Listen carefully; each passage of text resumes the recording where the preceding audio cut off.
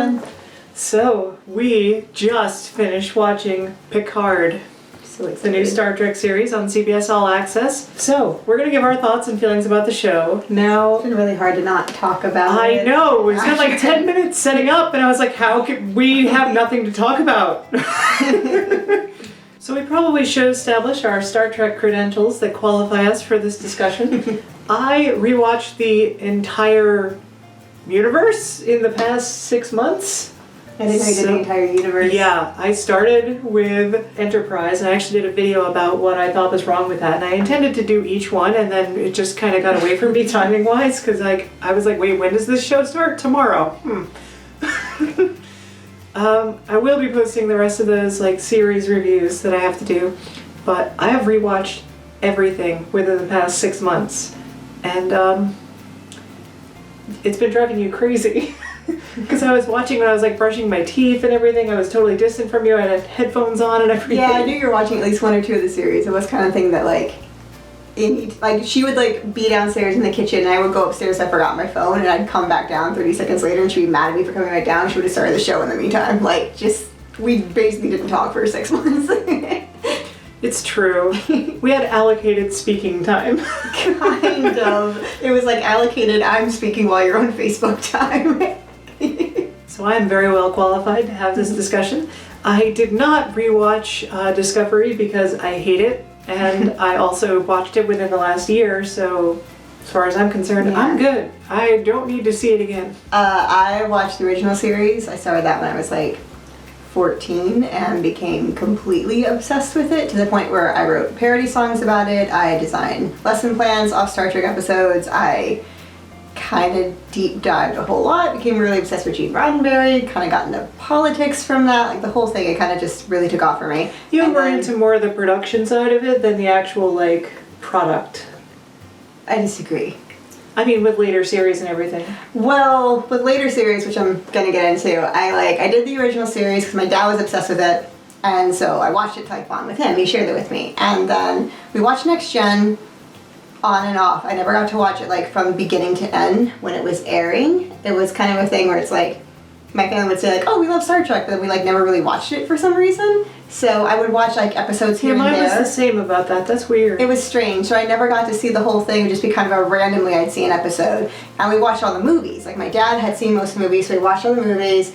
And then we watched all the Next Gen movies too, and my mom loved those. We'd watch those over and over again. Except Nemesis, right? Well, yeah, I don't think I ever even saw Nemesis. So, but we watched up so to you must have been really confused watching this. No, you made me watch Nemesis. Remember? Oh, that's right. Okay, which I'm going to get to. But I had seen, when I was a teenager, all the Star Trek movies that had been out up to that point I watched. And I probably watched First Contact 75 times in a year. I was really obsessed with it. Understandable. It's easily the best one of the Next Generation movies. I got really, really obsessed with Brett Spiner. My brother and I watched all the movies over and over again. We'd rent them from the same video store over and over again. And like I said, I never really got to watch a lot of Next Gen, but a little bit. I was mainly into the movies versus the show, because that's what I got to see over and over.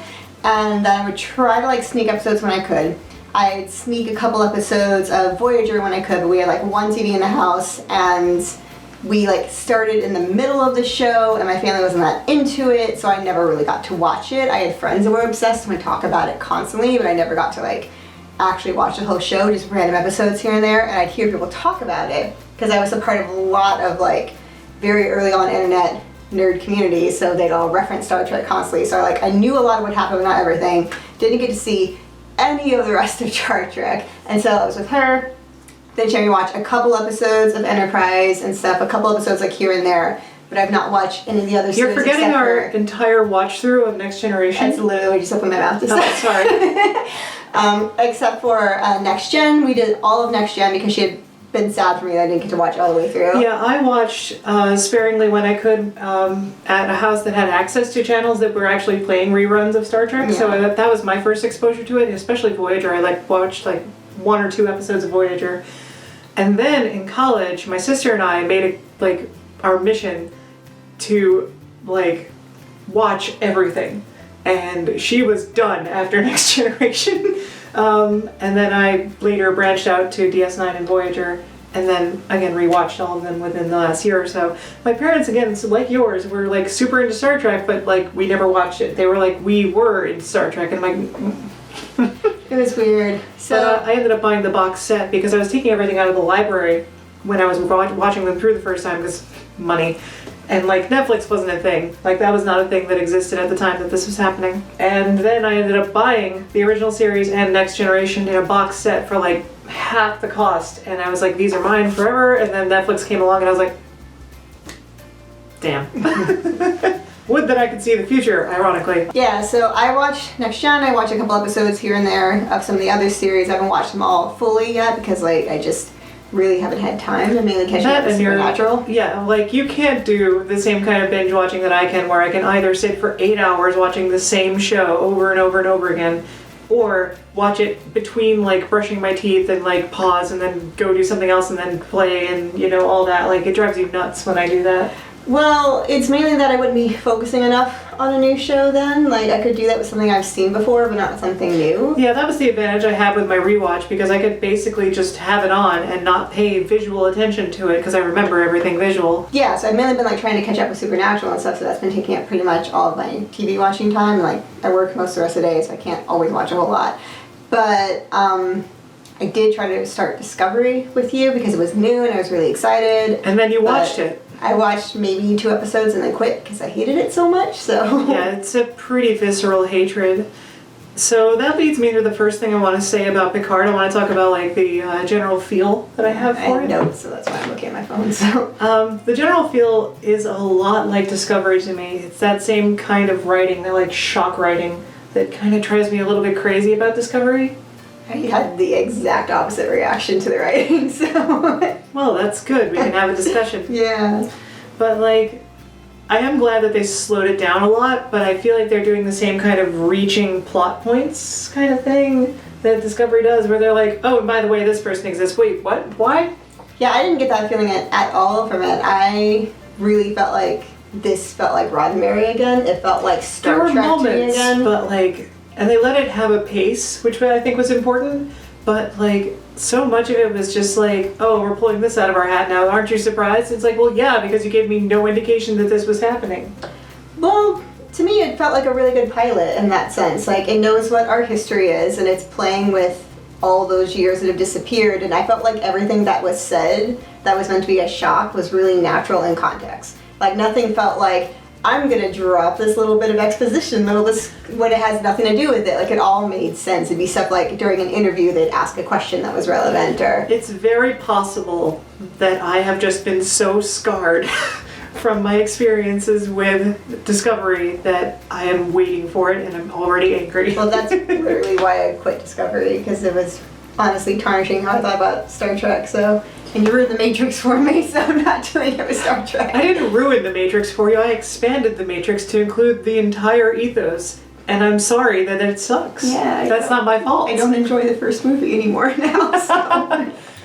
Now that you know what happens at the end. Yeah, it literally ruins it for me. I really don't know how they're going to do a fourth one, but if we start talking about that, we're going to be on a tangent. So let's take your next note, since you actually took notes. Well, I took notes from... like the beginning on linear notes, because I'm that's fine. Really nerdy. I really, really love the opening. I thought the opening title? Not the title. Oh, good, because that's terrible. The actual very first scene we get, I really loved, because having like a Bing Crosby song in the background felt very Picard to me, where it's that mix of like old world and new world combined, and sophisticated, but kind of in a almost corny way, which he always was, which I really loved that. I thought it really was like a very character-based past and future at the same time, which I think really encompasses what makes Picard Picard. I think they did a reasonable job recreating Data, because Data is hard, because the whole point of an android is that it doesn't like I was change. gonna say that's one of my notes. It's one of the few things that did take me out, is it was weird having seen Data age, because he shouldn't.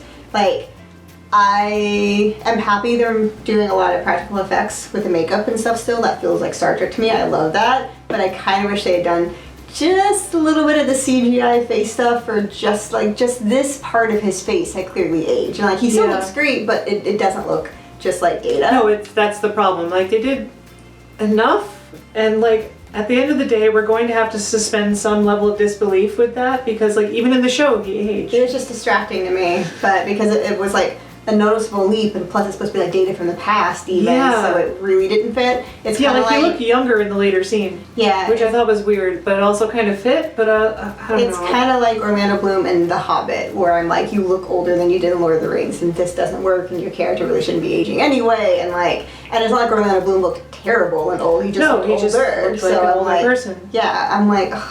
Like if you watch the movies in the order of the timeline, you would be like, wait, what? Jarring, yeah. No, but that was one of the few things that I'm like, oh, I wish they had done something a little different with this. But I do think that it's important to note that Patrick Stewart was perfect. Like he totally went right back into Picard, and if Picard is different than Professor X, then all the other roles he's played, it's a very different part. And I think he went right back into it. It's totally believable that that's Picard. No, and because Picard's kind of obnoxiously optimistic. And when we got to see him on Broadway, I had noticed, and it was making me very sad, that it feels like he's kind of slowed, like he's so great, but he's kind of slowed down as an actor because his body can't keep up with him anymore. But that really works for this part. They're not trying to pretend that's not happening. That's part of the character, so I think that really I agree. works like well. They wrote it into the script. They're like, yeah, you can't run upstairs, dude. No, and that was one of my notes. That's why it feels like Roddenberry, not like Discovery to me. Because what I don't like about Discovery is there's no optimism in it at all. There's no hope. There's no sense of like adventure and ethics and morals guiding it. And like Star Trek was always such a principled show. Yeah, and that's sort of the criticism that a lot of non-fans really have of the show is that it's board meetings in space. And I'm like, okay, but that's what the show is. Yeah, that's kind of the whole thing. It's sort of a like moral debate happening in a grandiose futuristic way because like the point is that we go out into space and bring all of our problems with us, especially Next Gen, right? Because the original series was a little more adventure. It still had that, but more adventure. But what I liked the term that in universe they use is cowboy diplomacy, and I'm like, that is the correct term. Thank you, Spock. But what I liked about this is versus Discovery, where kind of like everything's dark and edgy, and it's like the Christopher Nolan version trying to be or something. It tries to be really edgy, and it frustrates me. That's what it reads me as. It like is. That's exactly it. That's why I'm laughing. I'm just not in love with it. I know a lot of people love Christopher Nolan, but I feel like he like tries to be dark for the sake of edgy, and it's not deep This is getting into your broader theories about your feelings of... It drives me crazy, but Discovery has that vibe, and this doesn't, because while Star Trek did screw up and mess up, Star Trek has always been prone to that. And the character we're empathizing with the most is Picard, and Picard left because his morals were so strong and he stayed so principled. Like, he never gave up his principles. So to me, that feels like Star Trek. It's like being the reckless cowboy because you're so principled against the government, even when the government is supposed to be good, it's still choosing your morals. Right, and that's sort of what I think has set off the alarm bells in my head because I'm like, oh no, they're going dark. Starfleet is bad. But like Starfleet's always done awful things. Yeah, like there's a long history of them doing crazy stuff and you don't even know half of it. Like no, but they've never been perfect, and the captains we've cared about have always fought with Starfleet. Like that's been a continual right, thing. that's sort of their role in the universe is to like make Starfleet better. Exactly. You know, they're not pawns of Starfleet, they are what makes Starfleet work. No, exactly. They really think and feel. So that to me felt great because it was like you're connecting with and caring with this character who really cares, and he misses space. Like it's that whole, because that's the other thing with Discovery. It doesn't make me I miss space and I've never gone, so. Well, Discovery doesn't make me want to go into space. It doesn't make me like. No, exactly. That's sort of the thing. It's sort of, I don't know how to describe it. It feels like it's totally removed from its own setting. Right. Like it feels like it's setting as a joke. It's too heavy, but without having depth to it. And then Picard, even though he's in France, it still has that feel of, oh, I want to be in the future, I want to be in space, what can we do now? And I think a lot of that was due to so many little touches, like there'd be like alien flowers and just little things here and there everywhere, they're little hints of like, oh my god, tell me more about this world. Right, exactly, because it's like that is clearly some exotic plant that does not come from Earth. Like it's so cool. I really love that like he lives in an old-fashioned house, you know, but it's sort of elevated with technology, which is basically what we're living in now. Yeah. You know, like this house is much older than I'd care to admit, and like we have Alexa in here, and don't you start. Yeah, he said the name, so now we're okay, good. we're good. But like, you know, we do stuff like that. We augment what we already have because it's inefficient to build a new, you know, futuristic lab in our bedroom. You know, Like, we had new settings in this show, which I think is great, but I like having that sort of, like, real-world feel to it. Yeah. Something that we can stay grounded to as human beings. No, and the world building I think was really great in this because it was enough to be just like, it felt very well developed in just little tastes. And again, nothing felt like shoehorned in for the sake of showing off. It was just kind of like, oh, this is naturally creepy. They had some gratuitous visuals with the like holographic technology, but I also kind of love that because like part of what Star Trek does is introduces those kinds of technologies that are just slightly outside of what we can do now. And it drives people to become those kinds of innovators and inventors and stuff. And like, basically, the way I see it is that sci-fi proves the point of making a thing. Yeah. Because like, if you see a thing being used in a way that's practical, then maybe that's something we should be driving towards having. Yeah. You know, if there's a practical use for it. It sort of explores that nature of it. Because a thing that science gets accused of a lot is doing science for science's sake. Like, that whole Jurassic Park theme, just because you can doesn't mean you should. Mm-hmm. It's that sort of problem where it's like, we need to explore why we would want to do this or why we would not want to do this, and that's sort of the themes that we wrestle with in science fiction. Yeah, no, I agree. I also liked that the cinematography was a mix of like really cheesy and really beautiful. That felt very Star Trek to me, where it's like both artistic and campy at the same time. I like that a lot. I also like that it wasn't physically dark like a lot of Discovery is. Discovery like, is so dark. Every time I'm like, brightness up, because there's no chance I'm going to see this. No. That's like a thing that like a lot of shows are doing now because they want you to have like, basically it's the industry pushing us to buy better TVs, and I'm like, nah, you're just pushing me to not watch your show actually. I also think literally every actor was great. Like, even characters who would only be in for 3 or 4 minutes, I got immediately connected to, and that's something the original series did great. Like, there are so many characters that are only guest spots that only did a couple of scenes and episodes that I really care about and feel fleshed out because the acting was so good. And I feel like even the background characters were present. Yeah, you know? no, I really felt for every single character in this. I thought every actor was great, and it's hard to be a good actor up against world-class actor. Yeah, you're going to be like comparing yourself. I'm going to be comparing anyone to him, so anyone who seemed good against him, I think was great. The main girl in this episode was like, I don't know, I felt like she was too plucky, but it almost didn't read as a character thing.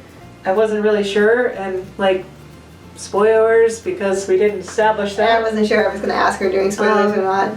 You know, she dies before we even know anything about her. We meet her mother in a phone call, and that's about it. But then we get a twin, so we're gonna have her. Right, which felt so out of left field to me, because I'm like, oh, obviously they're grown-in twins. Why wouldn't they be? It's weird. Like, they throw away and don't care about this character. They're like, this character is the catalyst for them to get to the one they really wanted. And that's a little weird.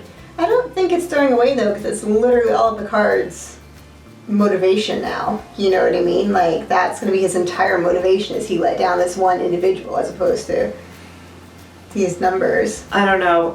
I'm concerned about how that's going to play out, but that's a plot thing, so I'm like, I'm holding off on being too mad about it, but I'm like so worried that they just did that to like get our attention, and I'm like, you had me at Picard, you know? I also have a thing for loving pilots that kill people. That is a thing I'm very into, is pilots that will kill characters. That makes me deeply, deeply happy. I'm hoping that this other character is enough of a difference between the first one that we actually like care. You know? My only issue is I really liked this character. All aspects of it. I was literally already planning cosplay, so I was like, I wanted her outfits. Well, it's planning cosplays. Right? One of the few things I actively disliked that I wish they had fixed is I feel like they wrote a little too much of the act breaks. Like whenever, since we're going to spoilers, whenever he was asked the index to identify the painting, there's no way that the index would have given all that information except for the name. Until Picard then asked for the name right before the act break. Like, I feel like they just should have done it so that it was like the first thing was said was a name, act break, came back with all the rest of the info. Yeah. That would have made more sense. No, they clearly wrote that for dramatic effect, and that's, again, one of those alarm bells going off in my head, because I'm like, oh no, this feels like Discovery. That was the only one that felt unnatural to me, and there was even ways you could have done that and still had it do the same path. Like it right, you're saying it feels unnatural. Yeah, because it could have easily been, because there's no way the index would have given all, like, Picard literally said, you know, identify this painting. So they would have given the name. Right, if there's a title for a thing, obviously that's going to be the That's first piece part of of the information identity. that gets displayed. Not where he painted it, when it was gifted and everything. Like, but if he had asked, like, oh, who painted this? Who is this person? You know, he could have asked all these questions first and then been like, what is the name of the painting? He could have asked the other stuff first. I'm so confused what the archive actually is. Like, I'm so confused by the nature of that because, like, so it's this preservation room. It's like a bank vault for Picard's stuff, but there's also stuff out, and he has like his own room, and like it's also private because it's only him. And I'm like, wait, what? I'm more intrigued than confused. It seems like a library of personalized information. Yeah, which I think is a great idea. I don't understand all the rules, and I want to know more about That's it. what I'm more intrigued. Right. So I don't know. I can't, like, the things I'm seeing don't make a lot of sense to me, and I need to understand all of it before I can really make sense of it. There are also a couple of scenes that I felt like were cut a little short. I wish they just like lingered a little longer, but that's a problem with being a 42-minute show. You don't always get to do that, and there was a lot of info to stuff into this because it was a pilot. Also, I think Dodge, she really reminded me a lot of River and Firefly, but not so much to be like a ripoff, which was good, because she did have like she was already a complete character before we found out any of this about her. Like, I was already interested in her before she clicked on and turned into an assassin. Like, before that happened, I was already interested, which I think is a lot of depth to have in a character. No, she's good. Going back to what you were saying about, like, packing a lot of information into a very, brief episode, like, they also did let you linger in settings, which I think is important. Like, they did a lot of world building, which I think is super, super, super important if we're going to actually get behind these characters, because we have to understand their world, because it is very different from ours. That's why it was jarring to me the one or two times they didn't, and one of the times they didn't was in one of the first scenes when he's like playing with Data. There was like one scene where he's pouring the tea, and that cut just a little too short. I wish it had been like another 2 seconds long, just the shot of the tea pouring. So I got in my head that, oh, the scenes are going to be too short in this, like they're not going to linger. And then they did linger for the rest of the episode. Right, it was kind of weird pacing, because you have stuff like that where it would cut very abruptly and jump around, and then you had like these long scenes of Picard in bed. I think most of them are going to be long visual scenes from here out. That's definitely the vibe I get. I think this just one scene happened to be a little short, and it was just early on, so I thought that was going to be the pacing. Yeah, a lot of the visuals were downright gorgeous, to be totally honest. It was a very beautiful show. I'm glad that we've reached the point where we have the technology and the money to actually create something realistic enough to like be plausible to us as like, no, that's space, you know? Instead of like the, white stars just there static in the background, but it's enough, you get the point, but like, it always felt like special effects, and this is just reaching the point where we're actually in the world rather than like, look at what we can make a world like, Yeah. So I'm concerned about that because Discovery also took that too far, where they're like, I'm like, this feels ridiculous. Like, this is clearly all green screen. There's nothing real in this scene, Yeah. But I think they're going to probably find a good balance. I'm hoping. I have the problem with like who the audience is. Is it for diehard fans who are already on board with this, or are they trying to bring in a new generation of fans? Or is it both? I think mainly people that like Next Gen, that's the vibe I'm getting, but I also think it would, like, if I had just started the show without having seen anything else, I would have liked it.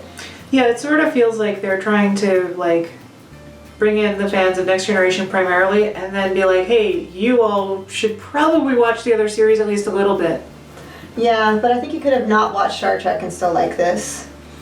I think it would be a very big hurdle. I think I would have liked it if I hadn't seen any of it, though. Yeah, it's so hard to put myself in that space, that's sort of the right? thing. No, I like jumping into sci-fi worlds that are already very established, though. Like, I love whenever properties will do that, and it's not often done. And I think this was a good enough pilot and introduction and recap that I think it would work if you were doing that, if you didn't know anything about it. I think it would work.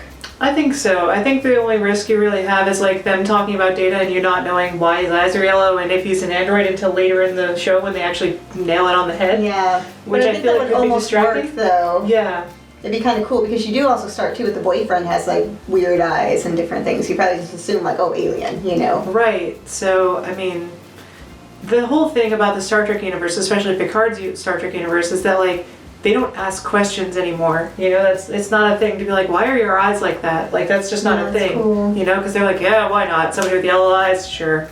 No, and speaking of that, I thought like all the makeup was great. I thought all the costumes were great. I thought all the sets were great. Like, just all the production was wonderful. I thought I really don't have, like, everything I'm saying is like very, very nitpicky. Like, I really don't have complaints. I was extremely happy with this. Yeah, I want to talk more about the main character in this episode because it seems that's the only one we're going to get her in. What a badass. I love her. No, it's like, very cool. Oh, God, where was she, like, 10 years ago for me, you know? River. Yeah, thank you for introducing me to Firefly and ruining my life. Join us in our pain. Oh, God, how do we live like this? No, she was great. I actually liked her pluckiness because I think her pluckiness was her personality separate from the, like, turned on assassin. Right, like, she definitely had a distinct personality and, like, it shone through in both sides, you know? So I'm like, alright. Like, I'm kind of curious where they're going with this whole idea of, like, biological androids. Because I'm like, alright, this is a thing. Like, they kept alluding back to episodes of Next Generation that were pivotal to this. Like, Data already had a daughter. It didn't end well. Yeah. We also had the issue of, like, well, Data is an android, but we're just androids that are biological, and that whole discussion. And that was in season 1, so you know I fought hard to remember that one. Of course, now I'm like, wait, was it season 1 or was it season 2? I don't know. Nothing before 3 matters. God damn you, Pulaski. I hate you. Sorry. I'm on a tangent. So they wrestle with all those themes from Next Generation that they're still kind of dealing with, and I'm kind of wondering where they're going with this whole idea.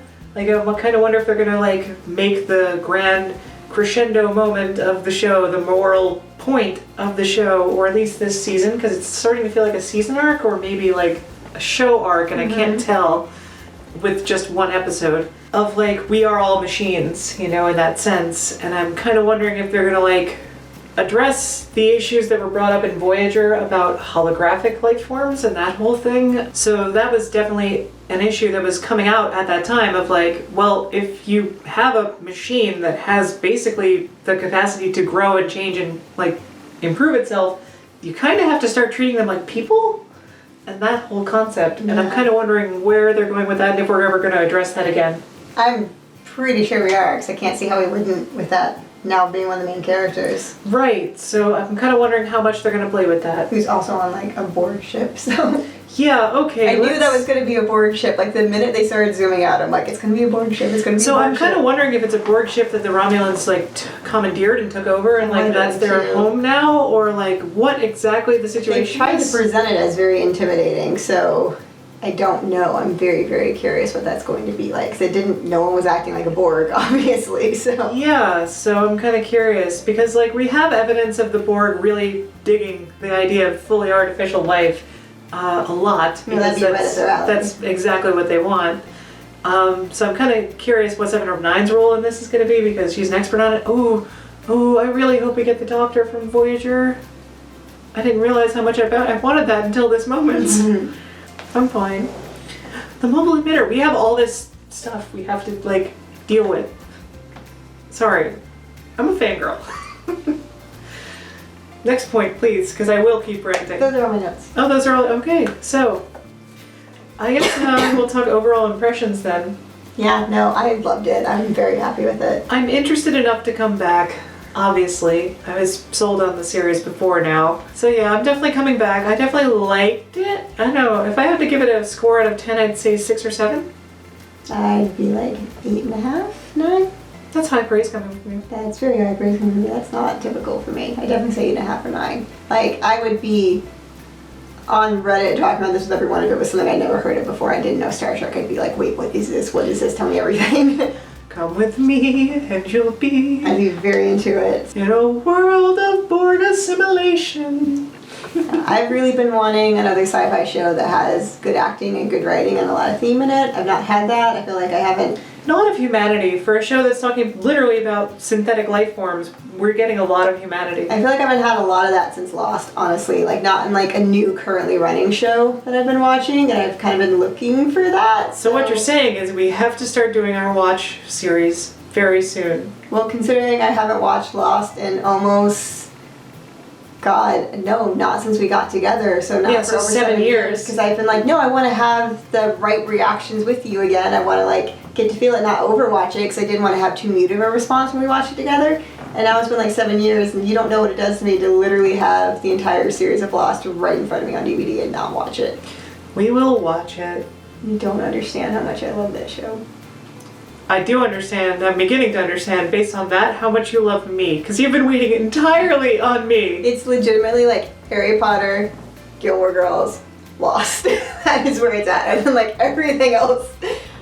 I mean, Star Wars and Star Trek. Yeah, I was like, wait a second. No, you don't understand how into Lost I am. You really do not understand. Is this going to be a thing that like gets in the way? Is this going to be like not a year 8 problem?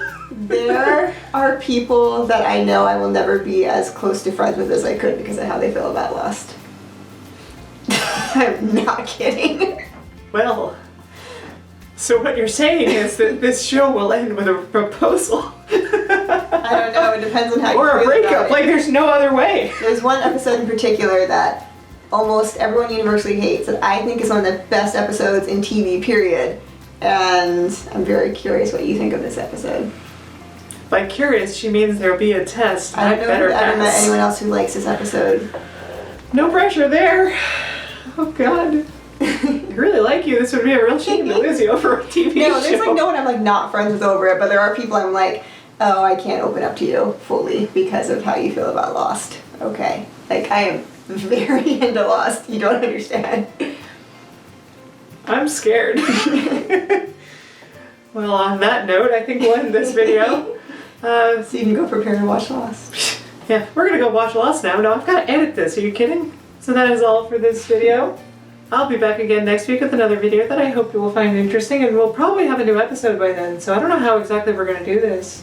I have to do 2 episodes a week. Oh or no. 2 videos a week. Oh God, that'd be rough. Well, we'll figure it out and we'll get back to you. Oh, we could do a podcast about Picard. Also an option. You've been wanting to start a lot of podcasts Yes, lately. I have. I I mean, mean, not we have lately. It's been like 3 years. Been Right, trying but to you've been force actually people like into talking it. about it. So I feel like there's something happening I've been here. trying to like bully everyone I know into doing podcasts with me because I feel weird doing one by myself. Well, we have all the equipment, so I that's know. good. Hence my bullying. So that is all for this video. I'll be back again next week, with or without you. We'll see how Lost goes.